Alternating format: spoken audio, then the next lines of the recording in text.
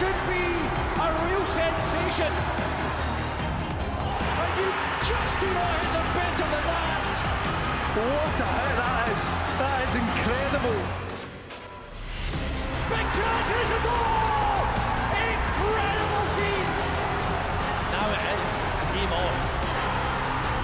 It's a wonderful finish, and what a huge goal that could be. It was a brilliant finish.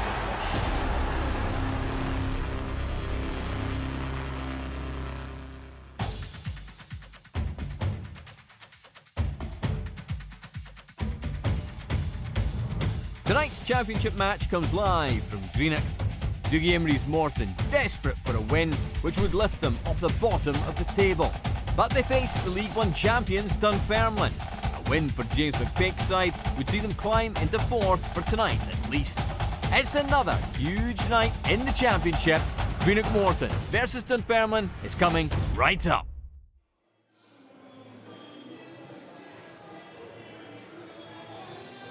Good evening. Two clubs with rich traditions, both looking for an upturn in fortunes. The perfect recipe for an entertaining night of championship football. We hope it's great to have you with us. Great also to have the punditry perspectives of Leanne, Crichton and James McFadden. Good evening to you both. Leanne, are you surprised both these sides toiling at the wrong end of the table as it stands? Perhaps a little bit, but when you look at the division, it's really, really tight. A win tonight for Morton, albeit they're bottom of the table, they would draw level on points with Dunfermline. Dunfermline win tonight, they jump up to fourth. So, yeah, I think it's cold. I don't think it's absolutely freezing. But yeah, they did. But I think that Morton will, because they're at home, they'll obviously feel better. Let's have a look at the league table as it stands, just to underline the predicament for both these sides. And there you have it, Greenock Morton at this moment in time, bottom of the table on 8 points. But if they do get a victory this evening, they can draw level with Dunfermline Athletic, who, as you can see, are on 11 points, third bottom. OK, let's have a look at the Greenock Morton lineup this evening. James McFadden, you are our Morton correspondent. What sticks out for you if we ever get to see this team lineup? There it is. I think it's a good team. I really do. I think that, when you look at that lineup, you are surprised they're down at the bottom of the table. It'll be interesting to see how they get on against this Dunfermline Athletic lineup this evening. Leanne, for you, what sticks out? Well, I think the big news is that there's no Benedictus, no Breen, so it's a change to the back three for Dunfermline, which I don't think at this stage of the season James McFadden will thank the injury crisis for that. Let's hear from the Greenock Morton camp. Goals have been a bit of a struggle, and they were hoping that much-travelled goal-getter George Oakley can get amongst them tonight for manager Dougie Imrie. Both have been speaking to Amy Canavan.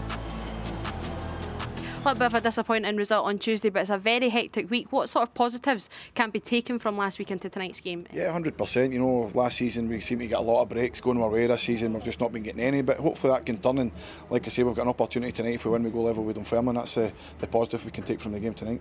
And that's the incentive to be able to get off the foot off the table and go level with Dunfermline, because as ever, other than Dundee United and Raith, really, it's a very, very tight table, isn't it? Yeah, well, the two at the top, Dundee United and Raith, like you said, Amy, they're teams that have been consistent. The rest of us have been kind of stop-start. And if we can win tonight, like I say, we go level with Dunfermline. There's been a lot of plaudits for teams just above us, and like I say, we're only 5 off our fourth and we've not even started yet, so we need to start soon, and hopefully that's tonight. Let's now hear from the Dunfermline Athletic camp. This is a league, very... Alex Jakubiak knows all about winning the league. He was part of the Dundee side that won the title last season. He'll be looking to get the goals this evening. He's been speaking, along with manager James McFadden, to Amy. This is a league, very, very well. Was that first thing was to come up and show that we could compete in this league. I think we started the season okay and done that. Some decent results and good performances. And then obviously we're on the run at the minute of 3 losses in a row, so we're looking to put that to or make that better tonight. But look, it's been okay.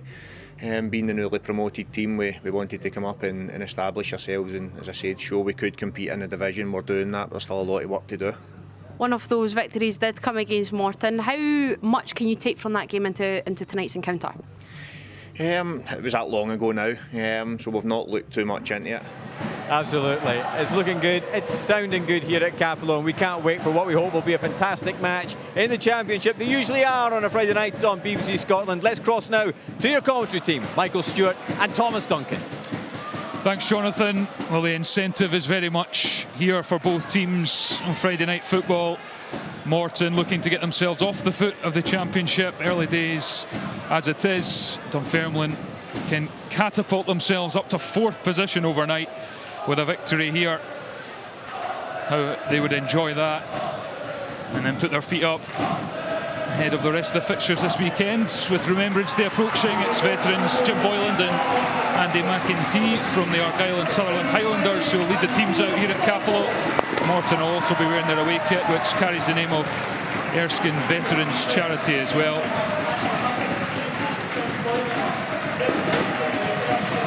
And here come the away side, Dunfermline. As the guys mentioned, 3 defeats in a row, not scored a goal in any of them. Looking to rectify that this evening and get themselves moving.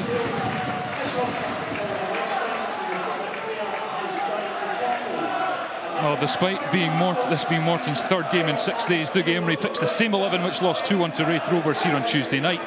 There is experience though right through the spine of the team, from goalkeeper Jamie McDonald, Kirk Broadfoot in defence, Alan Power in midfield, and Robbie Muirhead has 8 goals in all competitions up front. Well, Dunfermline have been forced into a couple of defensive changes due to injury. Rhys Breen and Kyle Benedictus miss out, so Chris Hamilton comes into the back line and Sam Fisher drops back as well. Joe Chalmers is the other player to come in. James McFates boosted by the return of Kane Richie Hosler from injury. He was influential in last season's League One title when he's back on the bench. And there is Graham Granger, the referee, took charge of Motherwell's 3-0 draw with Ross County last weekend. 6 goals in that one. Let's hope for a similar number this evening. Dunfermline get us underway. Michael Stewart, I'm sure it's going to be another fiercely competitive game. Yeah, absolutely no doubt about that. You obviously heard the guys talking about it beforehand and how tight this league is. It's been a perfect first half from the Pars. Half time at Capello. Morton 0, Dunfermline 2.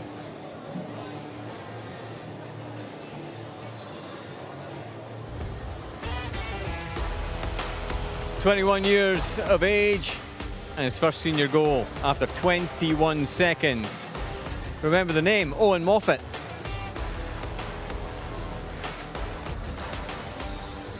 The big Morton drum has been silenced at half-time. The Morton fans not happy, the boos rang out. It has been Dunfermline Athletics half, and it really has been the Owen Moffat show. Leanne Crichton and James McFadden with us. Leanne, quite incredible when you see a young player really take his chance. His first 2 senior goals. Celtic was in the Celtic ranks from the age of 8, came through the ranks. Now with Blackpool on loan at Dunfermline Athletic. My goodness, what a story tonight. Yeah, he's been brilliant, absolutely brilliant. And in my opinion, Scottish football, a high art form. The Championship particularly so. Let's take that to a whole new level now and hear from Greenock-based artist Craig Black. I don't have a fancy art degree. I experimented, I worked hard, I've tried to develop something. That feature originally shown on A View from the Terrace. The latest episode coming up this evening at 10:30 here on the BBC Scotland channel. Tomorrow, join Tam and Stewart for Off the Ball at midday on BBC Radio Scotland. A BBC Radio Scotland Extra as well, Sportscene, on air from midday as Ross County take on Celtic in the early kick-off. A fast car is waiting for James McFadden to take him up the road this evening for that. Sportscene results 4:30 on BBC One, and Sportscene highlights with Tomo at 7:30 on the BBC Scotland channel. The second half is fast approaching. Let's cross back now to your commentary team, Michael Stewart and Thomas Duncan. At Capello, it's finished. Morton 1, Dunfermline 2.